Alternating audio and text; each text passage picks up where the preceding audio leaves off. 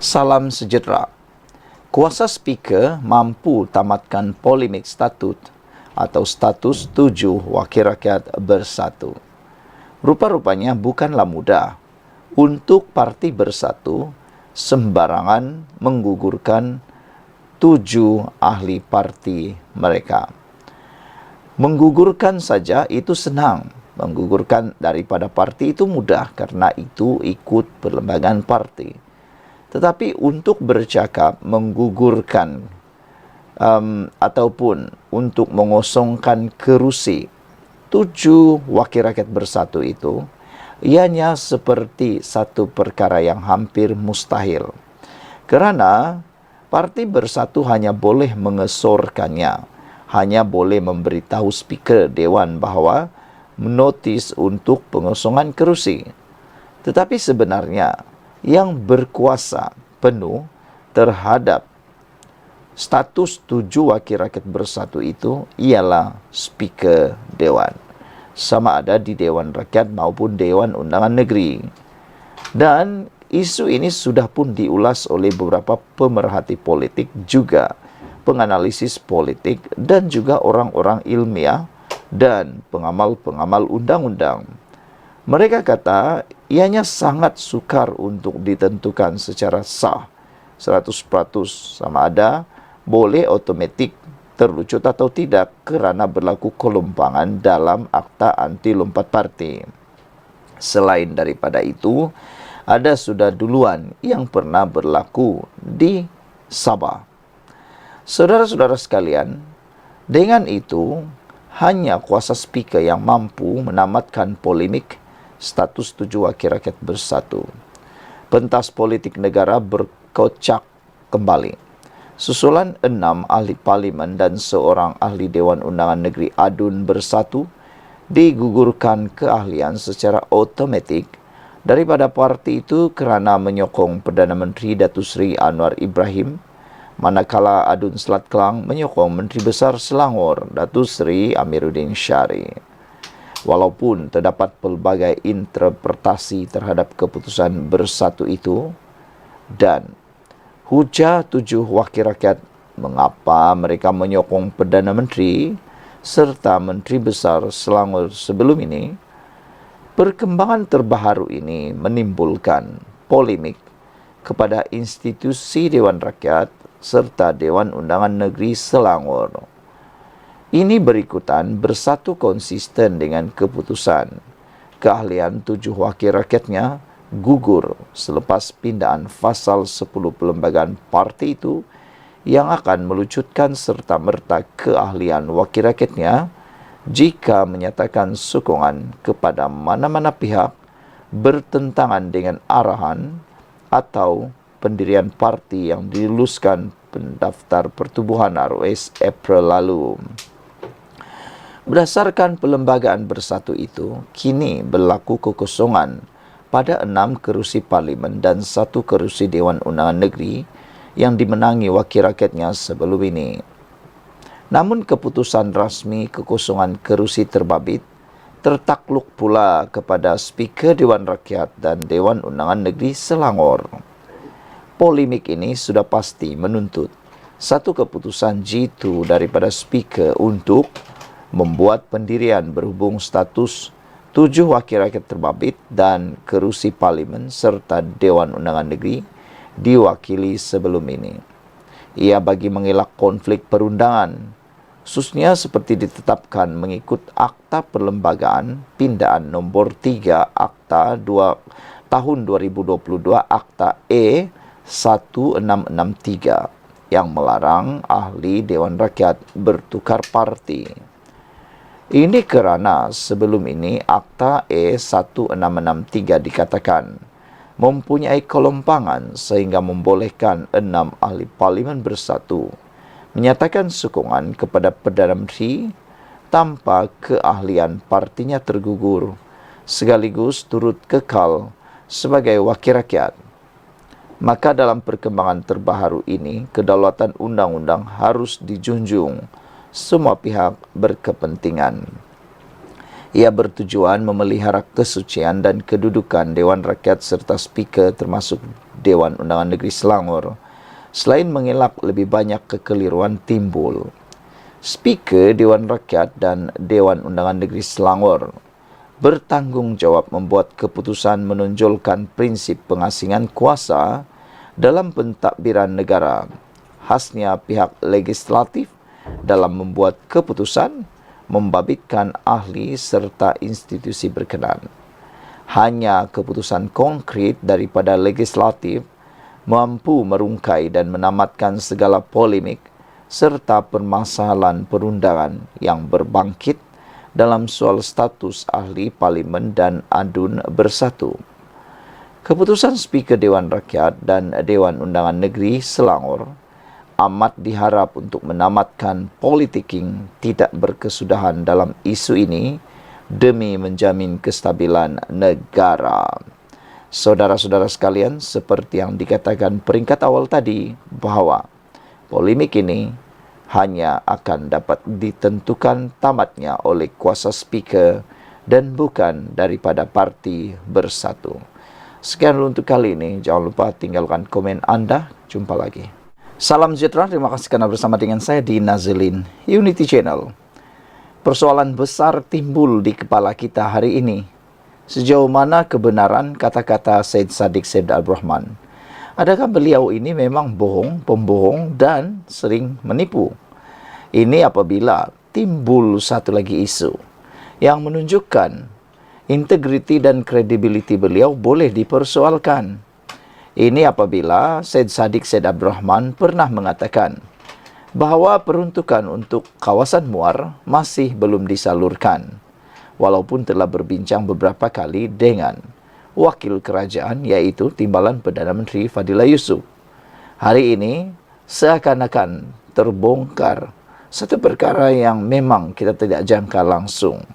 Akhirnya Kerajaan Persekutuan melalui Timbalan Perdana Menteri iaitu Datuk Seri Fadilah Yusof tampil memberikan penjelasan, membongkar satu persatu perkara yang boleh dikata mungkin Syed Saddiq Said Abdul Rahman bohong atau tersalah tafsir. Kerajaan Persekutuan sudah meluluskan peruntukan 2.7 juta ringgit bagi pelaksanaan 60 projek atau program untuk kawasan Parlimen Muar antara Januari hingga semalam, kata Timbalan Perdana Menteri Datuk Seri Fadilah Yusof. Saudara, bayangkan, daripada Januari sehingga semalam, sudah ada 60 projek dan bernilai 2.7 juta diluluskan kerajaan untuk kawasan Parlimen Muar. Jadi apalagi sebenarnya yang didakwa oleh Syed Saddiq Said Abdul Rahman ini? Adakah beliau sengaja hanya mencari isu murahan? Fadilah yang juga Menteri Peralihan Tenaga dan Transformasi Air menegaskan tidak timbul isu Parlimen Muar tidak mendapat sebarang peruntukan atau isu politik balas dendam untuk menekan pengundi, seperti didakwa ahli Parlimen Muar, Syed Saddiq Said Abdul Rahman. Peruntukan sebanyak 2.7 juta ringgit bagi pelaksanaan meliputi 60 projek atau program itu termasuk 9 projek naik taraf dan baik pulih masjid dengan kos RM741,000 serta 18 projek mesra rakyat dengan kos RM800,000. Justru dengan dana sebanyak itu ia cukup membuktikan kerajaan perpaduan tidak pernah mengabaikan penduduk di mana-mana kawasan parlimen, termasuk Parlimen Muar, katanya dalam kenyataan hari ini. Fadilah ketika berkata demikian sebagai mengulas laporan BH semalam yang melaporkan Syed Saddiq mendakwa kawasannya masih belum menerima sebarang peruntukan walaupun sudah 8 bulan perkara itu dibincangkan. Beliau didakwa berkata semua prasyarat ditetapkan oleh kerajaan sudah dipatuhi tanpa membuang masa kerana memikirkan kepentingan rakyat di kawasannya. Bekas Menteri Belia dan Sukan itu turut mendakwa beliau memaklumkan sudah 2 kali berjumpa dengan Fadila, selain turut menghantar 3 surat dan di luar kerangka rasmi rundingan menyatakan sudah berjumpa dengan beberapa pemimpin tertinggi kerajaan.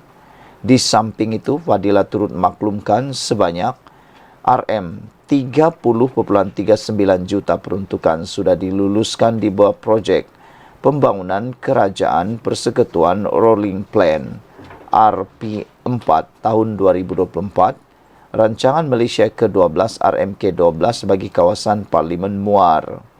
Ia membabitkan keseluruhan 9 projek dengan 5 daripadanya dalam peringkat pembinaan, 1 projek pra-pelaksanaan, 2 pasca pembinaan dan 1 projek penggantian mesin magnetic resonance imaging MRI di Hospital Pakar Sultanah Fatimah di bawah peruntukan kewangan kesihatan. 5 projek dalam pelaksanaan ialah pembinaan Youth Hub Muar di bawah Kementerian Belia dan Sukan KBS, projek meroboh dan membina semula JT Markas Operasi Pasukan Polis Marin Wilayah 2 Marin Johor di bawah peruntukan Kementerian Dalam Negeri KDN dan penggantian mesin CT scan di Hospital Sultanah Fatimah. 2 lagi dalam pelaksanaan ialah di bawah Kementerian Perumahan Kerajaan Tempatan, iaitu Medan Selera JT Pekan Pancur Muar dan Medan Selera Asam Pedas Parit Jawa Muar, katanya. Sekian dulu untuk kali ini. Jangan lupa tinggalkan komen anda. Sila tekan butang subscribe. Kita jumpa lagi. Bye-bye. Beberapa komen daripada netizen berkait isu kali ini amat menarik perhatian kita. Ada yang menulis, dosa-dosa yang terdahulu hanya akan diampuni apabila seseorang itu menganut agama Islam saja, Haji. Ini apa pula cerita sampai nak kaitkan dengan partik pula? Ikuti terus ulasan kali ini kerana ianya berkaitan dengan perkara tersebut. Ada juga netizen memberikan komen di Black Hawk kata di Malaysia kini, percaya pada lebay-lebay PAS umpama percaya 8,481 boleh terbang jika diberi makan makanan ada logo halal. Ada juga netizen kata, Yellow Kite kata, 1 jari tunjuk ke orang, 3 jari tunjuk ke diri sendiri. Banyak kanak-kanak atau remaja Muslim membantah kepada cara PAS menerjemah Islam, kata Yellow Kite. Common Sense kata, gua cayalah. Save the Nation kata, kalau negara ditabir oleh walaun-walaun ini, macam inilah yang jadi. Tak ada juga yang akan terikut-ikut membuta tuli, kata Save the Nation. Apa cerita sehingga beberapa netizen ini mengeluarkan kenyataan komen yang begitu? Ini apabila PAS kata Islam menang, dosa lampau diampun. Inilah yang menjadi sangat panas. Kemenangan Islam dalam pilihan raya akan menyebabkan dosa-dosa golongan terdahulu diampunkan. Seperti dinyatakan Allah di dalam Al-Quran, kata timbalan Presiden PAS, Tuan Ibrahim Tuanman, tampil menjelaskan. Memetik sirah kemenangan Rasulullah, Tuan Ibrahim berkata, keampunan ilahi disebabkan berlakunya perubahan kepada pentadbiran yang menghapuskan maksiat yang telah dibenarkan oleh pentadbiran terdahulu. Allah menjelaskan kemenangan Islam. Tujuan pertama dan besar ialah kerana Allah nak ampun dosa yang dulu dan dosa yang kemudian. Dengan kemenangan Islam, kita boleh betulkan dasar yang tak betul, kemungkaran yang dibenarkan zaman dulu, contohnya perjudian, katanya dilapor Harakah Delhi hari ini.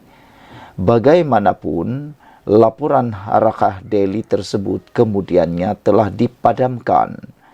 Menurut laporan itu, Tuan Ibrahim selanjutnya dipetik berkata, premis perjudian wujud kerana kelulusan diberi oleh pemimpin yang berkuasa dengan mendapat kuasa melalui pilihan raya.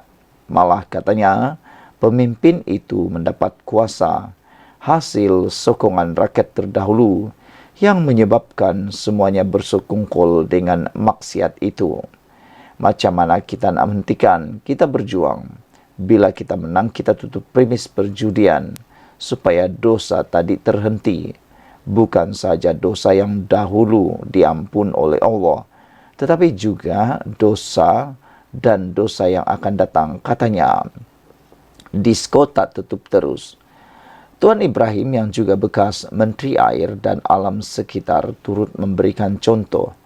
Perubahan dilakukan pas selepas berjaya mengambil alih pentadbiran negeri Kelantan sebelum ini. Jelasnya, pentadbiran baru itu telah menyemak semula dan menghentikan dasar-dasar yang bercanggah dengan Islam. Mana yang tak bercanggah kita benarkan. Ada proses-proses yang kita alami. Demikian juga kita menang di Terengganu. Kita tak tutup terus bar, disko, kelab malam. Tetapi kita ada proses, ada kaedah-kaedah yang kita buat. Ada aulawiyat, katanya. Mana yang perlu utama dulu, mana yang perlu kemudian. Sebab kena teliti, kena hati-hati, katanya. Allah bila mana mengharamkan arak ada 3 peringkat. Demikian juga Allah dalam waktu menetapkan sesuatu hukum, ia tidak akan mengejut tiba-tiba saja. Katanya ketika berucap merasmikan mesyuarat agung PAS kawasan Port Dickson semalam. Saudara-saudara sekalian, apabila PAS mengatakan Islam menang, dosa lampau diampuni, inilah yang menimbulkan pelbagai komen daripada netizen sehingga kan ada yang kata, ini apa pula cerita sampai nak kaitkan hal mengampun diampun dosa dengan parti pula. Kata Oasis, dosa-dosa yang terdahulu hanya akan diampuni apabila seorang itu menganut agama Islam aja haji, kata Oasis. Ada yang kata Black Hawk pula kata, percaya pada lebay-lebay PAS umpama percaya 8.481 boleh terbang jika diberi makan makanan ada logo halal, kata Black Hawk. Ada yang kata gua cayalah. Sekian dulu untuk kali ini. Jangan lupa tinggalkan komen anda tentang isu kali ini. Ada juga yang berkata, jadi dosa-dosa dulu Pak Lebay beri rasuah bagi menang pilihan raya akan terpadam sekiranya PAS menang pilihan raya akan datang. Lawak si Pak Man Teloni, kata Sami Velu. Sekian dulu, kita jumpa lagi. Bye-bye.